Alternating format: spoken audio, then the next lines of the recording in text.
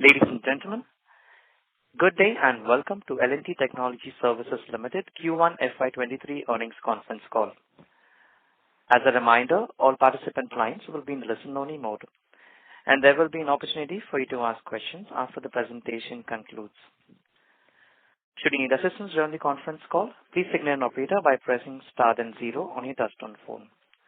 Please note that this conference is being recorded.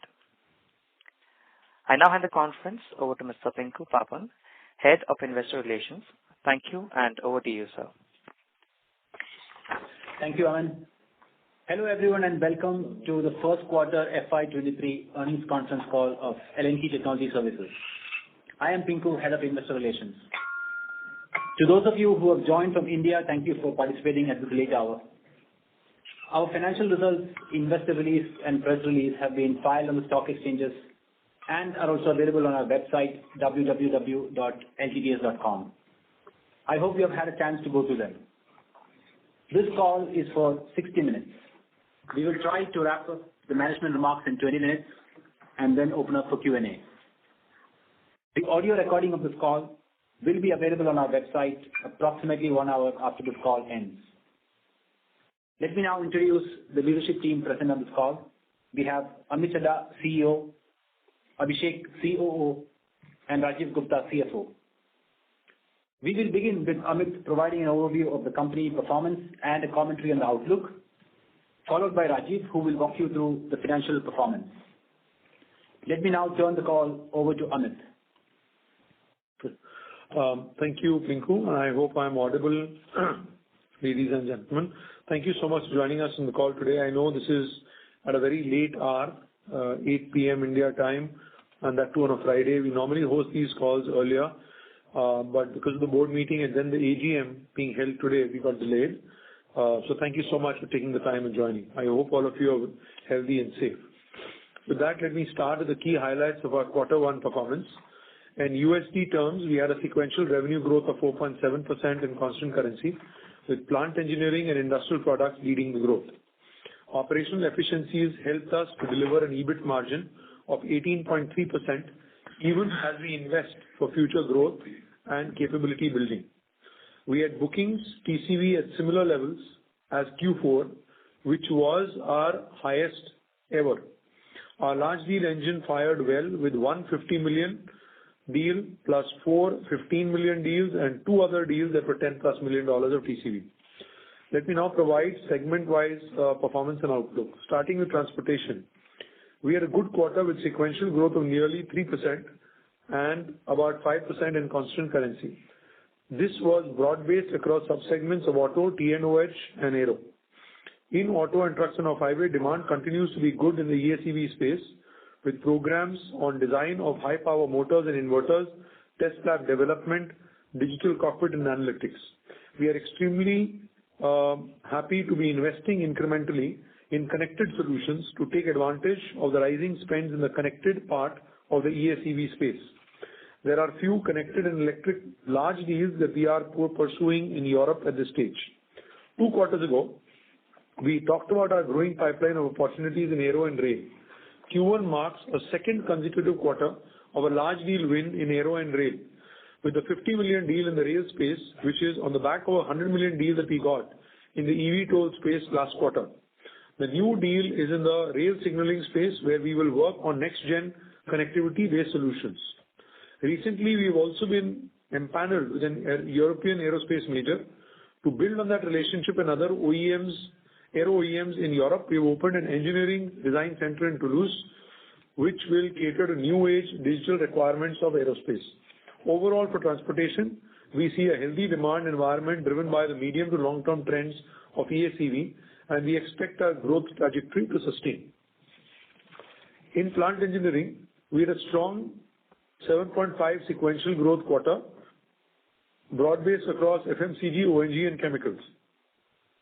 We are benefiting from a secular trend across the subsegments towards capacity expansion, plant modernization, automation using smart technologies. Our clients are investing in expanding capabilities and capacities across product lines, and that means new plants or ramp up retrofit of existing facilities. There are also investments being made on the digital side, especially automation, analytics, and Industry 4.0. In O&G, we are seeing engineering value center opportunities for customers with plants globally, which means we could start the work from a US or a Europe side and then go vice versa, leveraging India as a low-cost location for delivery. Summing up, we are positive on the outlook of plant engineering and expect the growth momentum to continue. At Industrial Products, we had a strong growth of 4.4% in the quarter, which was led by electrical, followed by building automation. As more new factories get opened up, it is spurring demand for equipment across machinery and electric value chain. We are seeing demand being driven by digital engineering with higher adoption of IIoT and robotics as customers build factories of the future. There is also an increasing focus on electrification and sustainability with a conscious shift to renewable energy, which leads to design and development of new types of equipment. Overall, for Industrial Products, we are seeing demand continue with new product development, digital connected products, and platform development. In Telecom and High-Tech, we had a good quarter in terms of deal wins. 2 deals in the semi space, one where we will be expanding an R&D lab setup, and the other where we are developing chips for the auto industry, leveraging both our VLSI design and auto functional safety expertise. Demand is likely to be there in the specialized chip space as newer capabilities like 5G and AI get added. Our investments into 5G labs are paying off well with repeat deals from customers. In high-tech, we are seeing a good pipeline of deals with some of the largest technology companies where we were empaneled recently as vendors or partners. The large deal pipeline in telecom high-tech looks promising, though we are choosy in the kind of deals we pick up. We prefer new technology that will help us scale and be profitable.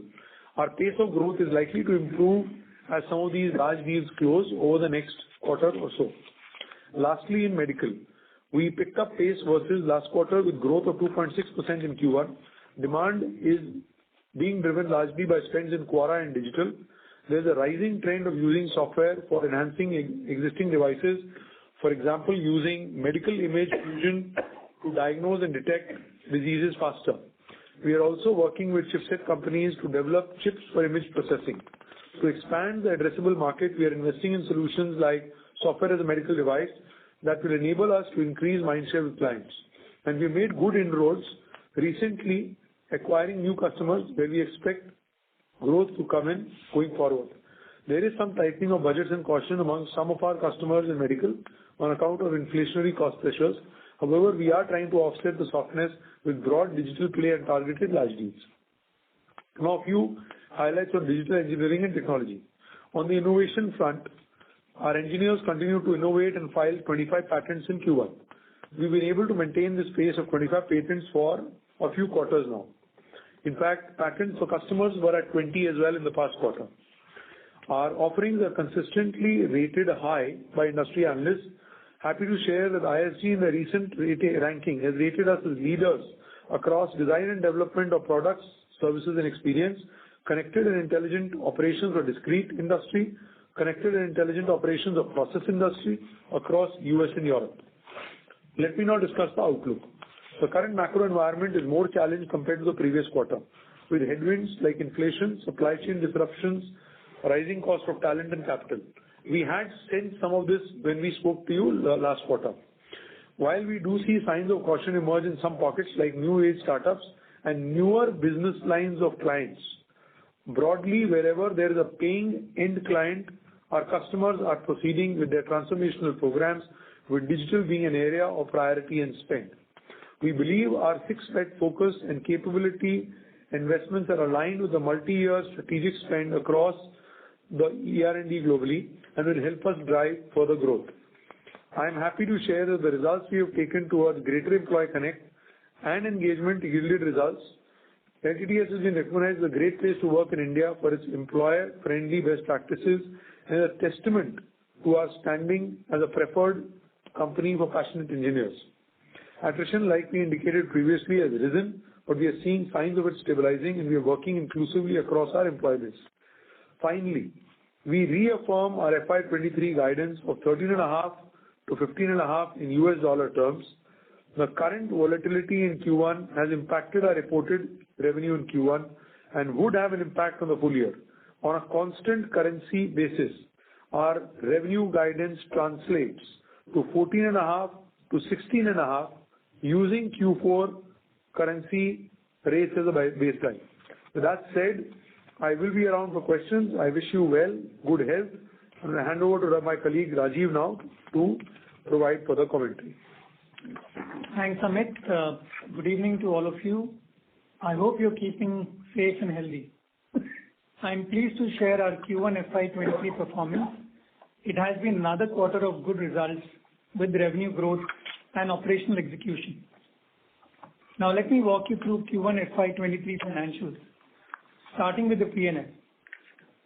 Our revenue for the quarter was 1,874 crores, a growth of 6.7% on sequential basis. Our double-digit year-on-year growth trajectory continues, with Q1 revenue up 23.4% on Y-on-Y basis. The EBIT margin is at 18.3% compared to 18.6% in Q4 FY22. Continues to be above our 18% aspiration level. During the quarter, we had gains from currency depreciation, which were offset by higher employee benefit costs. Moving to below EBIT, other income was at 34 crores, slightly higher on sequential basis due to higher income from investments.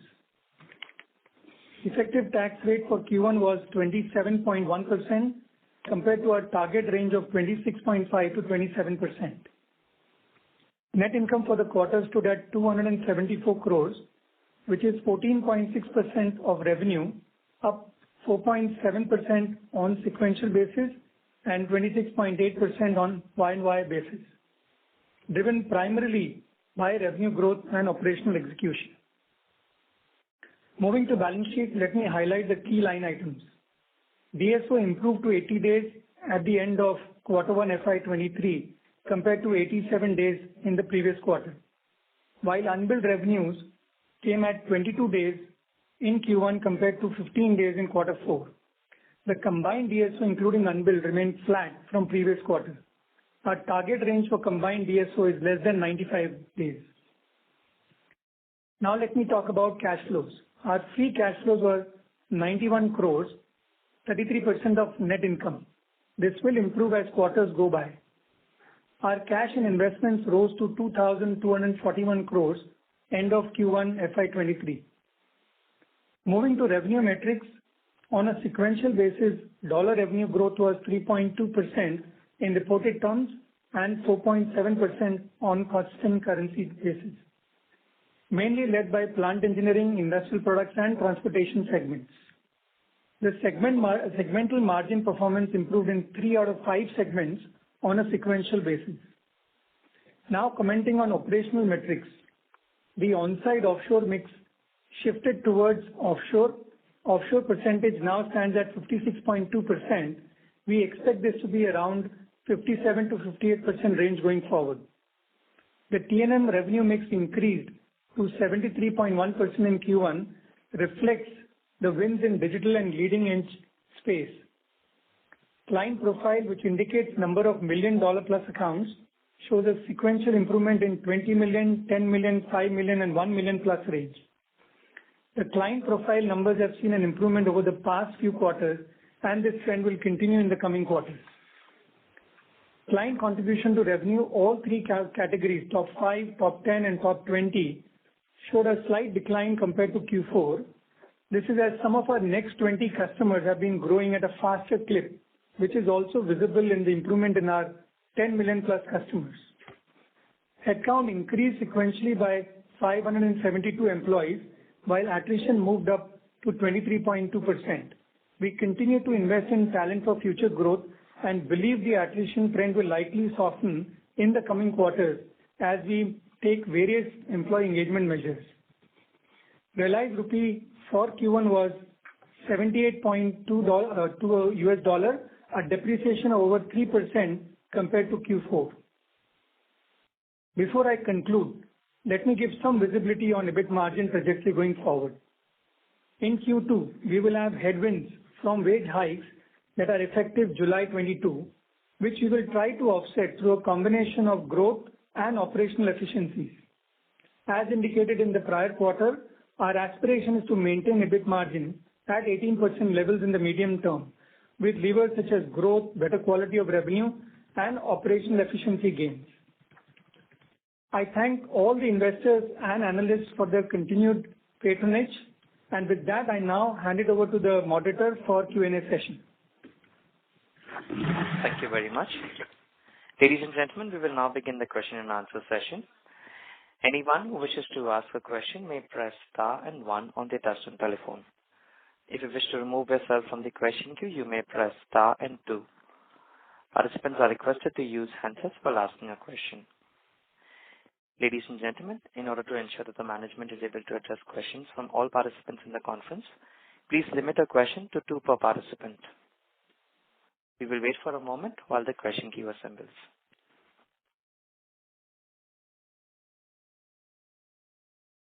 The first question is on the line of Mukul Garg from Motilal Oswal Financial Services. Please go ahead. Thanks. Hi, Amit Rajiv. Good evening.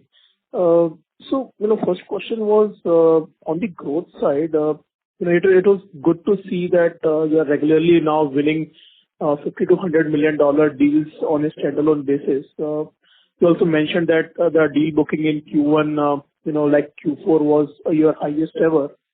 I'm just trying to put that in context. Can you just share your views on the segmental impact which is baked into your guidance, from the macro weakness which we are seeing? You mentioned medical devices, but given that the large deals are coming in, how do you see the impact of client spending slowdown will flow into different verticals?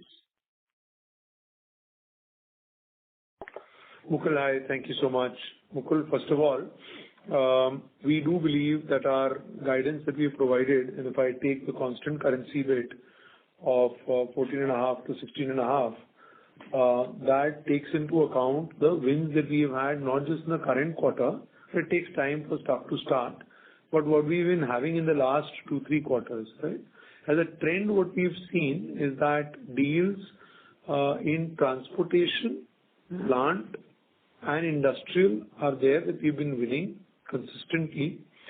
And high-tech, we've seen deals in specific areas, while medical has been slightly smaller ticket sizes, if I may, right? But that is not to say we don't want incremental revenue, we only want exponential revenue. I'm happy to take incremental because every client and segment is different. Where we are seeing, and I did mention it in my commentary, Mukul, is that there are areas where there is no paying customer for a project, right? 6 months ago, everybody was saying, even if there's no paying customer, that will come. Let's go ahead and do the product development or deployment, etc.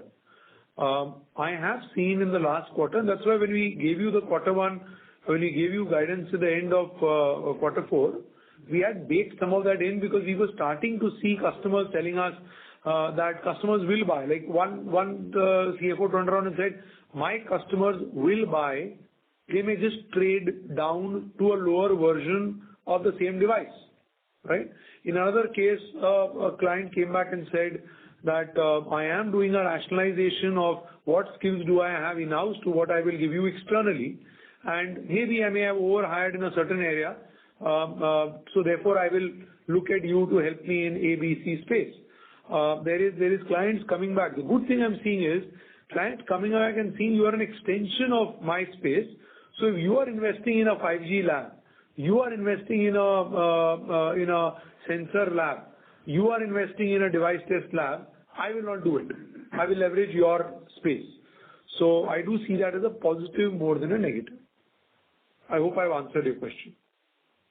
Right. So, sorry, just to clarify, except for medical devices, there is no clear-cut trend which is developing till now, in terms of impact. And, second part, obviously, have you already started seeing, clients kind of looking at, cost rationalization through giving more work to LTTS? Yeah. So in some areas, we are seeing people leverage us. So we are definitely seeing people leverage us for speed to market, right? But there is clear customers coming to us with cost to market as well, right? And those inquiries, those deal closures are happening. We do see like you said, like I said, and then you reconfirmed, medical and certain pockets of telecom, high tech, where we do see a little bit of a pause. Like I said, if there's a paying customer, profitable paying customer, those projects are going forward, those areas are going forward. In fact, some of our large deals that we've had, there are some deals that we are shaping up in telecom, which basically are going to be worked on with the fact that we'll be able to do it in our India centers cheaper, better, faster. Thank you. The next question is from the line of Vibhor Singhal from Phillip Capital. Please go ahead. Yeah, hi. Good evening, sir. Thanks for taking my question. And congrats on a great performance in our current rather gloomy environment. So, Amit, I just wanted to just ask basically one broader level question. Given that you've been in this industry for such a long period of time, and I'm sure you've seen ups and downs in the industry from the client side and everything. So just wanted to basically pick your brains on the fact that typically when right now we're all looking at maybe a possible recession somewhere 2 or 3 quarters down the line or whenever it is. Typically when such a economic downturn or a recession happens, how do clients tend to basically react in terms of their budget cuts, and which specific set of clients tend to basically cut more or cut first than the other ones? And a tighter question to that is, does this all captives form a large part of the ER&D ecosystem across the world? Does an economic downturn like this actually make these companies do less work in their captives to save costs and outsource more, or is there any trend like that we can probably allude to? Just if you could provide on a couple of those 2 points. Sure. There's a recent report that's come out from Zinnov. They actually talk about the fact that, and as late as the report was released in May or early June, it basically said that by 2025, so they said ER&D spend is about $1.6 trillion in 2021, and they expect is 1.6 by conservative estimates to go to about $2 trillion by 2025, and optimistic estimates to go to $2.3 trillion. Now there are 2 parts when you really look at the report, and then I'll correlate to what I'm seeing. Legacy engineering or traditional engineering ER&D, they are saying will go from the current $982 billion in 2021 to potentially $995 to $1 trillion by 2025. So not a lot of difference. The growth will come in digital, which will go from about $650 billion to between $1 to $1.3 trillion. Now, therefore, what we are seeing is, what I've seen is, right, in times like this, wherever a customer can see here are the positives, right, in spite of recessionary talks, etc., right? People are still going on vacations. Airports are full, jam-packed. Hotels are not available. Staff is less, people are more. A. B. Staffing challenges and pressures will not go away, and therefore people are turning to automation. Third, people will pay for the experience at this point of time. Even in a business hotel, they want to be able to check in fast and check out fast, and therefore there will be a digital system that will be put in place. Truck rolls are becoming expensive. Nobody wants to sit in a truck and go attend to maintenance issues. So there is definitive spend that people have to do if they want to stay relevant in predictive maintenance and reactive maintenance, etc., by automating more. So automation spends, digital spends are there and will continue to expand. The one thing that is definitely happening is clients are turning around and saying, so when is payback? Is payback in 12 months? Is it 24 months? Is it 36 months? So there is definitive conversations that are happening. Second, I had shared this when we won the 100 million deal as well with you. Larger deals take a little bit longer, right? Nobody is flying in to write a check and leave. So that behavior has not changed. The area where I have seen people coming back and saying, let's hold off and discuss, is where they don't have a paying customer. There is a new product launch, they don't know who the customer is for sure. Their payback period is 7 years. Their payback period is 8 years. They are discussing it, right? But at the same time, oil and gas and CPG is spending like there's no tomorrow, right? So that is a positive that we are seeing. So I do not want to paint a picture that it's going to be as bad, it's going to come as bad as COVID. That is impossible. That is a black swan moment in my view. But what we are seeing is specific pockets, people are asking the question. We are having to confirm that this still makes sense, still possible for their consumers. And that's what we are doing right now. And that's where we see the market heading as we move forward. On our own turn as well, we are continuously work on improving utilization, etc., that we are doing, and reskilling, etc. Got it. And on the captive front, if you could just answer, I mean, is there a trend generally in recessionary times that clients tend to outsource more and give network to their own captives, or nothing like that? So again, it is different for different segments. See, I'll tell you one thing I am seeing. I am not seeing segmental problems. I am seeing specific company issues. There could be a client that has been in a problem because they were depending on a product line that's gone away. So they are in a problem. That I'm seeing. But overall segment standpoint, I still see ER&D cautiously optimistic, if I may.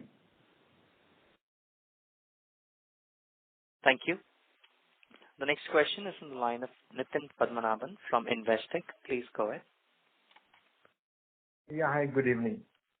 I had two questions. The first is, you had mentioned that you're seeing some challenges or caution in newer business lines and clients and startups. So if you think about the business, what proportion of, is this a significant proportion of the overall business as a percentage? No, it is not. Please read my comments more as that I was providing a generic commentary that see, when there's a startup, again, like I just said, number of payback time, etc., is a challenge. So if I may say it in another way, the era of free money is over, right? You have a paying customer, I have money for you. You don't have a paying customer or you have an idea, please wait in line. That's broadly what we are seeing. Okay. And in that same context, let's assume broadly global growth does slow down quite a bit. And then you contrast that with a shock kind of scenario that we have seen during COVID or GFC. If growth does slow down and there's no shock, then how do you think about growth? Do you think that's more beneficial versus a shock, relatively? See, it's all segmental if you look at it. It varies, right? It depends. Even if growth slows down, even if oil prices come down to $80 a barrel, I do believe that oil and gas, CPG will continue to spend. They have longer cycle times, paybacks, periods, etc. They will continue to spend. Chemicals will continue to refresh their businesses. A. B. People are looking at alternative energy very seriously, right? So anything to do with electric will continue to grow. 2. Which has impact on auto, IP, etc.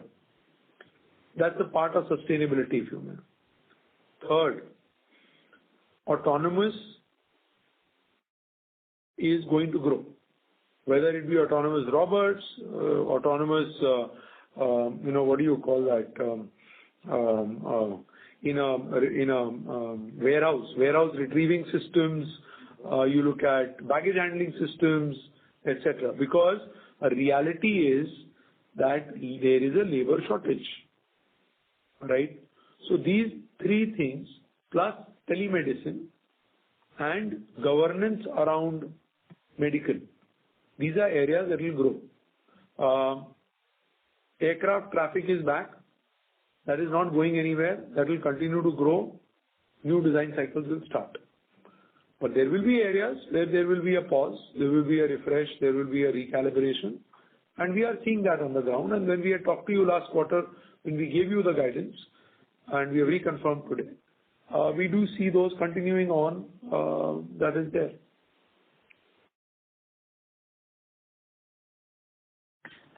Thank you.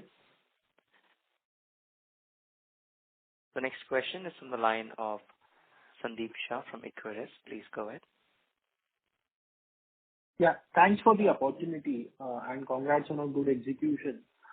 Just the first question relates to the top client. So this is second quarter in a row where growth within top 10 clients being lower than the company average.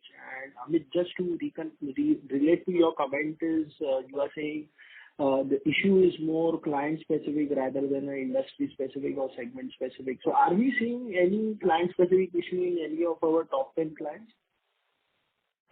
So, Sandeep, I would like to confirm to you that in fact, more than looking at revenue from top 5 or top 10, right, I would request you actually to look at my client profile and compare that. Quarter 1 last year, there was no 30 million account. I've got 2. And this is LTM, by the way. So we do not share the picture of run rate in the current quarter, but we go LTM. But my run rate in the current quarter picture is a better picture than this picture on LTM, right?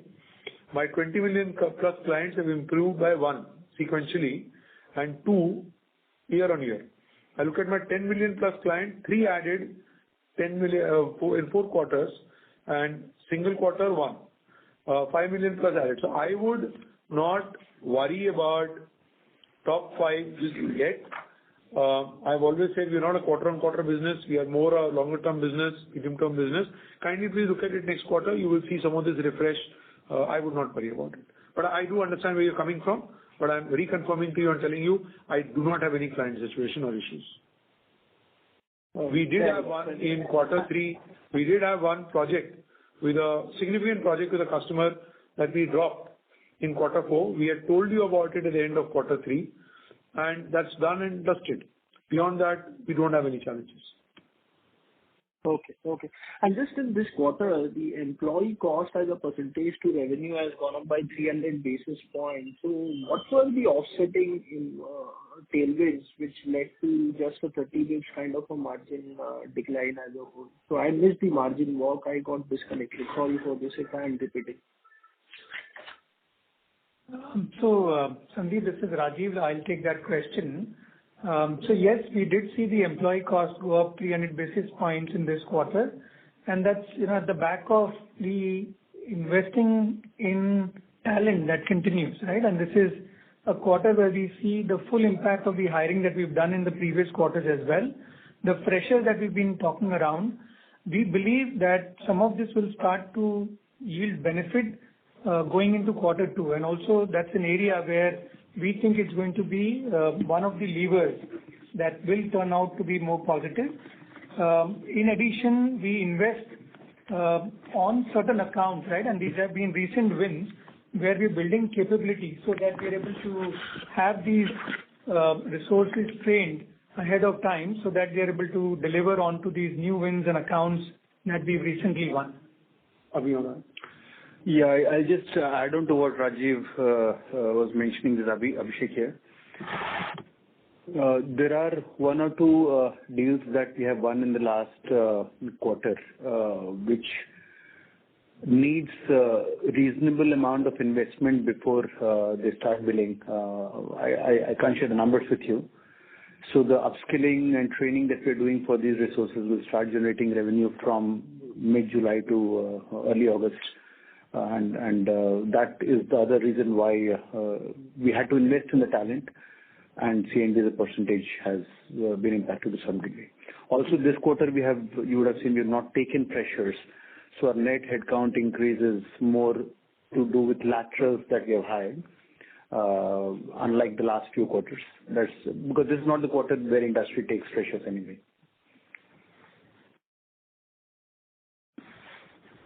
Thank you. A reminder to participants, please press star and one if you wish to ask a question. The next question is on the line of Abhishek Shindatkar from InCred Capital. Please go ahead. Hi, sir. Thanks for the opportunity and congrats on a good quarter. My first question is regarding your comments about challenges in telecom high tech. Can you just elaborate which pieces of telecom are under pressure? And also on the high tech piece, is it because of the semicon disruption, or is it the product companies are witnessing slower growth for them, which is driving their spending challenges? The second is on just a clarification on the guidance per se. So the last quarter guidance we gave, should we take that as a CC number and then assume what you gave, which is the current guidance, which is an increase over the previous quarter? And the third question is on the employee number. Now, as per the filings on BSE, the employee cost is up roughly 12.5%, while as per the presentation, it is up roughly 7%. So the disconnect is largely because of the subcontracting, or how should we read that data? Thank you for taking my questions. Sure. So we'll, Abhishek, answer it in the sequence it was said. So if I look at high tech, I'll divide that up into 6 sub-segments. There's consumer electronics, there is semiconductor, there is telecom operators, there is media entertainment, there is telecom infra, and there is, I want to call it, platform companies, right, or ISC companies. Now, as far as semicon is concerned, going well, gangbusters, no projects halts, no project pauses, design cycles intact. As far as consumer electronics is concerned, there is a little bit of a pause start, because,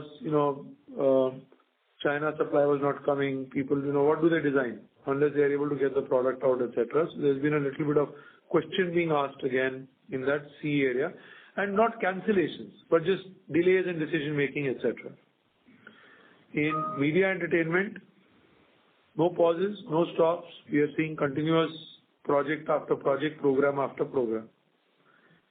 If I take telecom operators and telecom infra, I will lump it together. And I will say that areas where 5G has been approved, things are going forward. Where 5G has not been approved or people are trying to find paying customers, etc., there is questions. This is also the area where we bought Orchestra, and we seem to be doing fine and expanding and building out accounts that could be, in a 10 million range, etc., in this space. Platforms is where we are seeing free money stop. And you have seen the news as well as I have, and we have seen it in our projects, etc., that people are clearly questioning that will advertising come? And should I invest in this particular sub-product or package? So that's where, consumer electronics and platforms, as sub-segments, is where there are questions.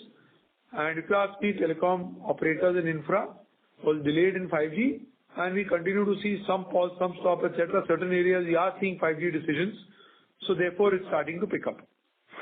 So that's your answer on high tech. Again, I am not saying doom and gloom. I'm just saying there's a question asked. Is there a paying customer? Who's paying for this in the room? Right? And that's coming up. Also, a lot of these companies had overhired their own staff, not our work. So they are pausing to see whether they want to do it or not.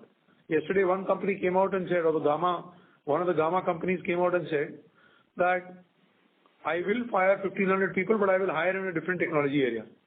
So technology refresh, technology reassessment is happening. That is question number 1. Question 3 on employee cost, I think Rajiv will answer. What was the second one? Guidance. So guidance, I want to say it unequivocally.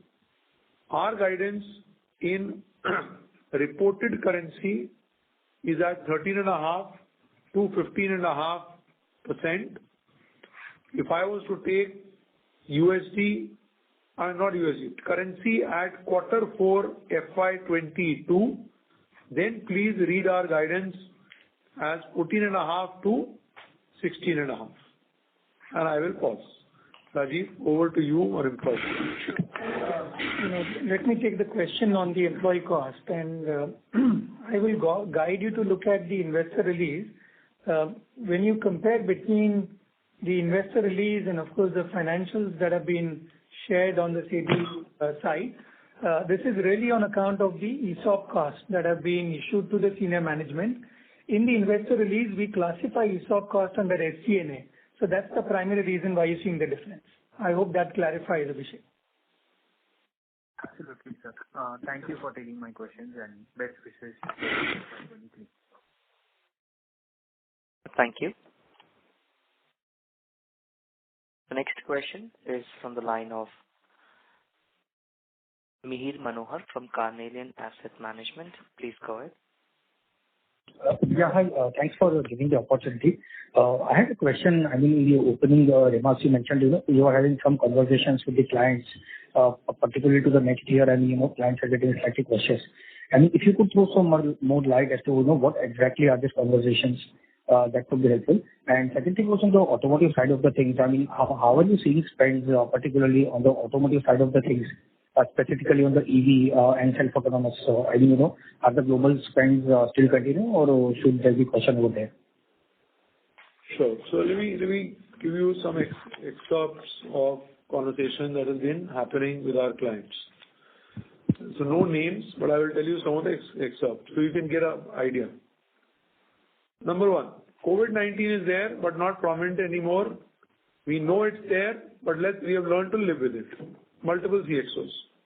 Second, the great resignation era looks to be easing, and we are relooking at our talent mix. This is from the CXO of a high-tech customer. Third, this is from VP engineering of a big 3 auto company. The chip situation will improve throughout 2022 and hopefully stabilize in 2023. Fourth, this is from the CFO of a medical company, large medical company. Our customers continue to buy, but will start trading down. Next one is from an industrial company CEO. Product life cycle is getting shorter. Going digital is good for us. We have discovered new markets and will continue to expand leveraging digital technologies. Now, this is from an auto tier 1 CEO. So not an OEM, but tier 1 CEO. We are optimizing CapEx. Need to prioritize where we invest and where we can wait. Electric and experience will be the key differentiators for car buyers of the future. Finally, this is from a telecom infra customer CEO. Everybody needs faster, reliable networks, but we need paying customers.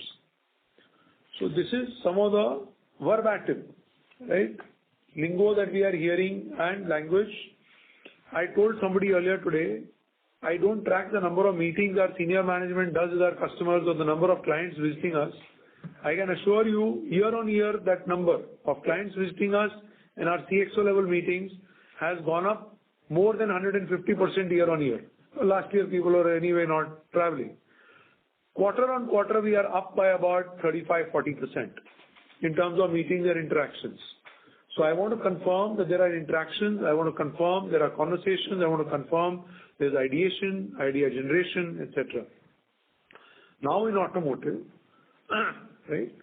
And again, if I net summarize the whole thing, I'll say proceed with caution. Right? And that's the net message I'm getting. But proceed. Surely proceed. Right? Now let me go to automotive. Automotive, there are 4 areas that are seeing spend areas. One is electric, and that is not fully electric, hybrid electric, etc. Is happening. Second is autonomous and parts of autonomous. I do not believe there will be a complete highway. There are only autonomous cars and we are all reading newspapers. And I think it's a little far-fetched. Third, connected, there is definitive conversations. In fact, One more thing happening is people are talking about V2X. That is, will the vehicle generate as it runs and pass back electricity back to the grid? And will that help in terms of paying for the cost of the car? The last thing we have seen definitely, which was not there 2 quarters ago, is people are pulling us in and talking about cyber security and cyber attacks on the car. There is a certain customer I have, he's actually pulled us in and expanded, and these are not huge teams that you expand with, but there are high caliber people that are working with one of our clients on a certain model year and model of sedans, European customer, who says that I feel that this set of sedans will get hacked and somebody will come in and create problems on the GPS system. Please come in and see what can you do to tighten it. So cyber security is a fourth area that is getting a lot of traction in this space. So that's broadly, I hope I have answered. People are talking about electric in off-highway, backhoe loaders, skid steer loaders, etc. People are talking about electric for boats, partly electric. EV tool we had talked about last time, that continues to happen. Sure. Yeah. That's it. Yeah. And just one last extension to it. I mean, the aspiration that we had for $1.5 billion by FY25, I mean, does confidence remain on that, or would we turn out to be cautious given the evolving situation? Just the last extension. I would like to confirm. Thank you so much for asking that. I had missed it. One, I'm reconfirming $1 billion run rate either in Q2 or Q3 of FY23. Second, I'm reconfirming our aspiration to be at $1.5 billion run rate by FY25. Any one of those quarters. Thank you. The next question is from the line of Bharat Seth from Quest Investment Advisors Private Limited. Please go ahead. Hi, sir. Thanks for the opportunity. And sir, can you give a little more detail on our hiring plan and how are we finding it difficult to hire a lateral talent the way which is required for our company? So we continue to hire. In fact, one more point I wanted to make to Mihir, and before that, I think Sandeep or Nitin had made a point. See, the 6 bet areas that we had taken, ESEV, 5G, digital products, AI, medtech, digital manufacturing, sustainability, we are seeing continued traction in that space. In fact, on that report I talked about that has come out, that actually talks to it with the digital going up and the way we are seeing it go, we believe that these are very relevant. We are actually really fortunate that our teams, and I would compliment our engineers, our leaders that came together to create these bets. They were not top down, they were bottoms up. In fact, happy to share, a senior customer from one of our top 10 clients came to talk to a bunch of us in Chicago about 2 months ago, and 4 of the 6 bets that we have aligned with his bets. So our sales team turned around and said that we are so pleased that we have heard our customers. And my response was, we heard our customers, we heard you, and we culled it bottoms up. So I didn't want to share that. It was a good moment for me personally, professionally, I want to share it. Now your question was? Hiring. So see, our hiring continues to happen. Please remember that we took 3,000 freshers last year. We will take a similar number of freshers this year. 2,500 offers are already out. But we will do a mix of laterals and freshers as we move forward. We are looking at inclusive growth. So that will happen. Abhi, would you like to add? Yeah, and just to add to that, our fresher strategy, of course, will continue. But also our upskilling, reskilling strategy on which our entire talent upgradation is built on will also continue, because that is what we think is the core. I mean, the solution is not to keep hiring people from outside at the cost of people inside. So we'll continue to invest in the people in our company in a very focused manner. In fact, I know I mean, told not to say it, but I will. I don't listen to Pinku often. So yesterday, ET has given us an award, the Gold Award for our Global Training Academy, Engineering Academy. It's a very proud moment and our head of global engineering has been awarded the Silver Award for the work done. I would compliment our leaders. I would compliment Abhishek for believing in it and bringing it as he came on as CEO. That was one of the first things that he institutionalized. So I do believe that this retraining, upskilling, side-skilling is there to stay, and I'm really truly grateful to the work that's been done in this area. Sir, I'm taking now question on this offshoring. How big is the offshoring opportunity? The way is our business keep on maturing, our delivery capability improving? So let me take this one. See, and I'm going back a few quarters, right? And this was during the COVID times where, of course, the working model dramatically changed. We believe some of that model is getting reset now. And with that, we believe the offshoring, at least from our perspective, would be in the range of 57 to 58%. We're at about 56%. I believe there's an opportunity to improve by another 200 basis points. And that's at the back of the fact that a lot of large deal wins, new wins, the initial part of that project gets kick-started onshore and then moves into offshore over a periodic basis. And hence our belief that it will be more in the range of 57 to 58% going forward for offshore. Thank you. We take the next question. There's a follow-up question from the line of Mukul Garg from Motilal Oswal Financial Services. Please go ahead. Yeah, thanks for taking me again. Rajiv, just wanted a clarification. You mentioned 3 of your verticals have seen profitability improvement. If we look at just the segmental level profitability, it's at an all-time high, but you had a meaningful increase in unallocable expenses this quarter, leading to a margin impact. Can you just help us make some sense of it, because there was a sharp jump versus last quarter, and it is among the highest in last many years. How should we look at it going forward, and is that something which can improve, kind of give you some buffer for next quarter wage hike? And thank you so much, Mukul, for putting up this question. I should have highlighted it earlier. So really, when you see that unallocable expenses and that sharp increase, I briefly mentioned, but I'd like to clarify. I mean, this is essentially the ESOP cost to the senior management, right? And that, as I said, we tend to classify under SG&A. And when you look at the segmental margin, it is under unallocable expenses. So that sharp increase you can attribute to the ESOP cost, especially issued to the senior management. Right. So will this recur, or this is a one time? So this will recur. This is something that you see from Q1 onwards, and it will continue going forward as well. Thank you. The next question is from the line of Sandeep Shah from Equirus. Please go ahead. Yeah, Rajiv, just to follow up, in terms of Q2, the wage hikes will be due, and you said it would be compensated through the growth and the operational efficiency. So are we expecting we can compensate the total headwind of wage hikes through these tailwinds?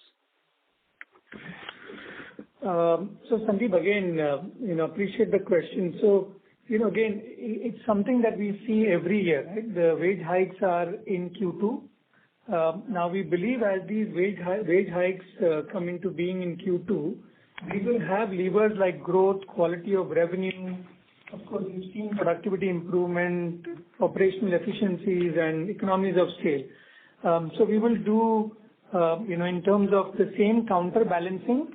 But the fact is that, there may be a possibility that not entirely gets absorbed, right? And that's one to see in terms of how we see the quality of revenues panning out in Q2. Thank you. Ladies and gentlemen, that would be our last question for today. I now hand the conference back to Mr. Pinku Pappan for closing comments. Thank you, and over to you. Thank you all for joining us on the call today. We hope we were able to answer most of your questions. If you have any follow-ups, please feel free to reach out to me. Well, with that, it's a wrap. I wish you all safe times and have a great day. Bye-bye. Thank you very much. Ladies and gentlemen, on behalf of L&T Technology Services Limited, that concludes this conference. Thank you all for joining us, and you may now disconnect your lines.